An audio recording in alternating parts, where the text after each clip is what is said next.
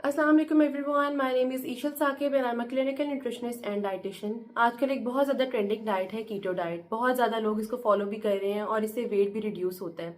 No doubt इससे massive weight loss आता है। एक महीने में काफ़ी ज़्यादा वेट रिड्यूस हो जाता है, लेकिन क्या ये वेट सस्टेनेबल है और क्या ये बाउंस बैक करेगा, वो मैं आपको अब बताती हूँ वीडियो में।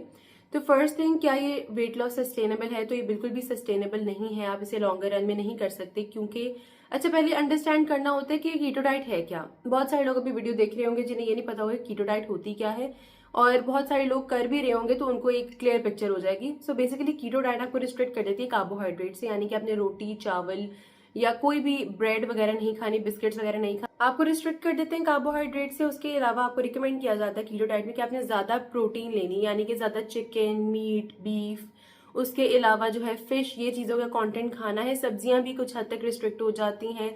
फ्रूट्स आपको मना किया जाता है कि फ्रूट्स नहीं लेने। और उसके अलावा आपको कहा जाता है कि इसमें फैट का कंटेंट ज्यादा लेना, यानी कि आप डीप फ्राई भी कर सकते हैं खानों को। उसके अलावा कहा जाता है कि आप चीज का कंटेंट भी ले सकते हैं ज्यादा। मतलब कि आपकी बॉडी के मेजर फूड ग्रुप्स रिमूव कर देते हैं। दूध भी इसमें रिस्ट्रिक्टेड होता है। तो यानी दो चीजें आप खा सकते हैं, वो प्रोटीन और फैट है।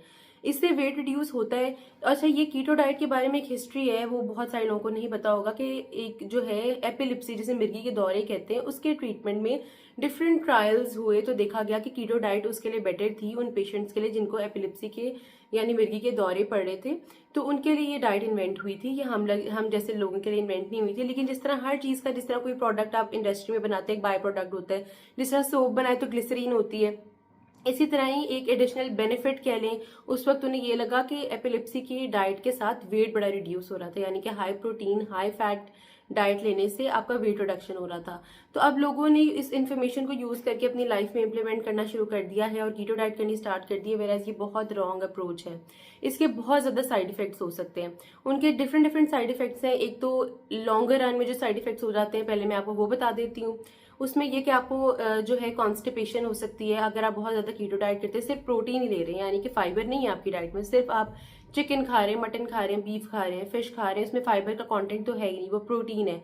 और जब फाइबर नहीं होगा तो आपको कॉन्स्टिपेशन हो जाएगी। कॉन्स्टिपेशन से बहुत ज्यादा मसले हो जाते हैं। बहुत सारे लोगों के हेमोरॉइड्स हो जाते हैं, यानी कि जब आप स्टूल पास करते हैं तो उसमें से ब्लड भी आने लग जाता है, फिशर्स हो जाते हैं और बहुत ज्यादा ब्लड लॉस भी होने लग जाता है इसकी वजह से, कॉन्स्टिपेशन की वजह से। तो जिन लोगों को ऑलरेडी हेमोरॉइड्स हैं यानी बवासीर है, उस पर बहुत ज्यादा ट्रिगर हो जाता है, तो इसीलिए वो लोग तो बिल्कुल भी ये डाइट नहीं करेंगे। उसके अलावा जो लिवर है, आपके लिवर पे फैट आ जाते हैं, तो फैटी लिवर हो जाता है। आपके लिवर में बहुत ज्यादा कॉम्प्लिकेशंस आने लग जाती हैं। तो इसीलिए ये डाइट लिवर पेशेंट्स को भी रिकमेंड नहीं की जाती। जो किडनी के पेशेंट्स हैं, अच्छा ये होता है कि जब प्रोटीन आप कंप्लीटली लेते हैं तो पहले पहले तो आपको फील नहीं होता। इनिशियली आपको बड़ा अच्छा रिजल्ट मिल रहा होता है, आप इंजॉय कर रहे होते हैं, हेल्थ भी अच्छी होती है, कभी कभी तो ये भी लगता है कि स्किन भी अच्छी हो रही है। लेकिन इन अ लॉन्गर रन क्या होता है कि यही पेशेंट्स जो हैं वो किडनी पेशेंट्स बन जाते हैं, ये जो लोग जो कीटो डाइट फॉलो कर रहे होते हैं, और फिर किडनी के प्रॉब्लम्स के साथ हॉस्पिटलाइजेशन स्टार्ट हो जाती है, बिकॉज किडनीज जो है उन पे बहुत ज्यादा लोड पड़ता है। आपकी किडनीज एक हद तक उसको प्रोसेस कर सकती है। इतना ज्यादा प्रोटीन होगा, इतना ज्यादा यूरिया होगा, उस पर बहुत ज्यादा लोड आ जाता है किडनीज पे। किडनी स्टोन्स होने के भी चांसेस होते हैं, किडनीज की वैसे कॉम्प्लिकेशंस हो जाती है। बहुत ज्यादा स्वेयर केसेस में किडनी फेलियर्स भी हो जाते हैं। आपको फील होगा कि किडनीज उस तरह फंक्शन नहीं कर रही। ऑब्वियसली ग्लोमेरुलर फिल्ट्रेशन रेट कम हो जाता है जो हमारी किडनीज का होता है। उसके अलावा जो है हम लोग बहुत ज्यादा अपने स्ट्रेन फील करते हैं किडनीज पे, और इन लॉन्गर रन ये किडनी डैमेज की तरफ जा रहा होता है अगर आप ये ज्यादा फॉलो करते हैं। उसके अलावा एक मेजर कॉम्प्लिकेशन ये होती है कि कोलेस्ट्रॉल ज्यादा हो जाता है, क्योंकि आप फैट ज्यादा ले रहे हैं डाइट में। आपकी डाइट में सिर्फ प्रोटीन और फैट ही, और आपको एक चीज शायद नहीं पता होगी, लेकिन मटन और बीफ में फैट कट्स ऑलरेडी मौजूद होते हैं, जो उसके बोटी के रेशियो होते हैं। आप उसमें कभी नोटिस कीजिएगा कि उसमें फैट ज्यादा होता है, फैट कट्स होते हैं। तो वो भी एक लिमिट तक लेना अलाउड होता है, जिसे हम कहते हैं 70 ग्राम्स अ डे ले लें, यानी कि मतलब आप नॉर्मल जो है जितनी आप लेते होते सर्विंग, जो एक नॉर्मल इंडिविजुअल लेते हैं, आपको उतनी ही लेनी चाहिए। अगर आप सिर्फ वही चीज खाएंगे तो ऑब्वियसली आपसे ज्यादा खाई जाएगी और वो प्रॉब्लम कॉज करता है। उसके अलावा जब कोलेस्ट्रॉल हो जाता है तो आपको ऑटोमेटिकली हार्ट अटैक्स के चांसेस ज्यादा हो सकते हैं, बिकॉज कोलेस्ट्रॉल ज्यादा हो रहा है, आपको उस तरह ब्लड सर्कुलेशन नहीं हो रही और आपके हार्ट पे स्ट्रेन आएगा ऑटोमेटिकली। पंपिंग वैसे नहीं हो रही, तो इसीलिए ये रिकमेंडेड नहीं है।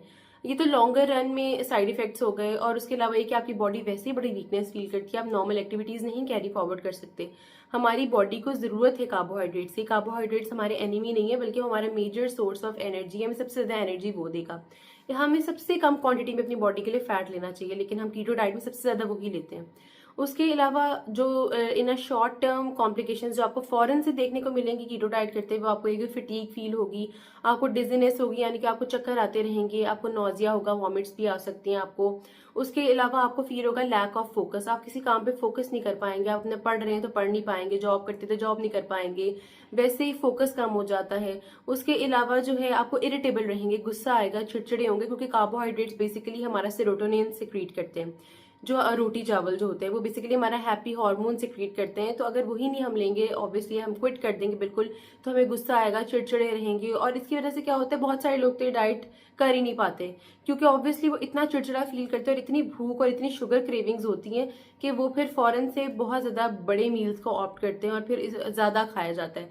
स्ट्रेस ईटिंग भी हो जाती है। उसके अलावा अपने जो मूड स्विंग्स हैं उसको बेटर करने के लिए वो बहुत ज्यादा खा लेते हैं, तो इसीलिए डाइट बिल्कुल भी सस्टेनेबल नहीं है। ये अगेन उन लोगों को रिकमेंड की जाती है जिन्होंने शॉर्ट टर्म गोल होता है, कि फॉर एग्जाम्पल कोई ब्राइड है या कोई इस तरह का इवेंट आ रहा है आपका जिसमें आपने थोड़ा सा टोन डाउन लगना है, तो आप कुछ दिन के लिए ये कर सकते हैं, लेकिन ज्यादा देर के लिए नहीं। कुछ दिन भी रिकमेंडेड नहीं होता, लेकिन अगर आप अपनी तरफ से कर रहे हैं तो वो हार्मफुल इतना ज्यादा नहीं होगा, लेकिन लॉन्गर रन में बहुत ज्यादा हार्मफुल हो सकता है। Hope this video help you. अगर आपके कुछ सजेशन है तो मुझे कॉमेंट सेक्शन में जरूर बताइएगा। I will definitely make a video about that topic.